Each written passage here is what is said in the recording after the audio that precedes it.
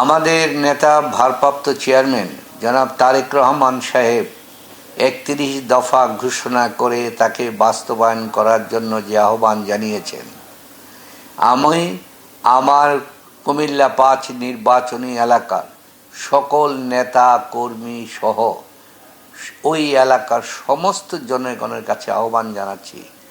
আপনারা এই ৩১ দফাকে বাস্তবায়ন করার জন্য এবং তাকে প্রতিষ্ঠিত করার জন্য আপনারা ঐক্যবদ্ধ হন। নিজেদের মধ্যে সমস্ত ভেদাভেদ ভুলে যান, ভেদাভেদ ভুলে গিয়ে দলকে গড়ে তুলুন, কারণ দলের শক্তি হচ্ছে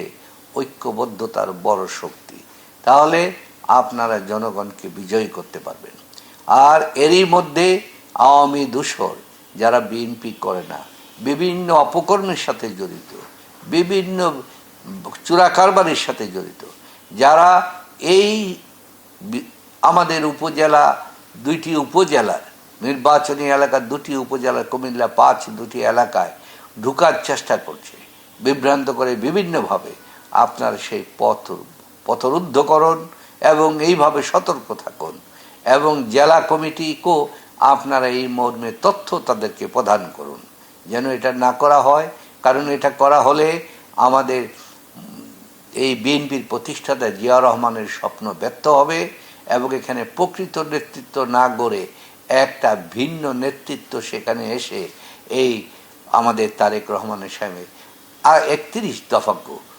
ধ্বংস করে দেওয়ার প্রচেষ্টা চালাবে। তাই এই সমস্ত অবস্থা থেকে বিরত থাকার জন্য এবং সজাগ থাকার জন্য এবং তারেক রহমান সাহেবের ৩১ দফা রাষ্ট্র মেরামতের এই যে আন্দোলন তাকে বেগবান করে তোলার জন্য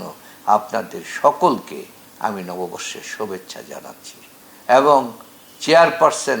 বেগম খালেদা জিয়ার তার সুস্থতা কামনা করছি। তার সুস্থতার মধ্য দিয়ে তিনি যেন দেশ পরিচালনার ক্ষেত্রে, আন্দোলনের ক্ষেত্রে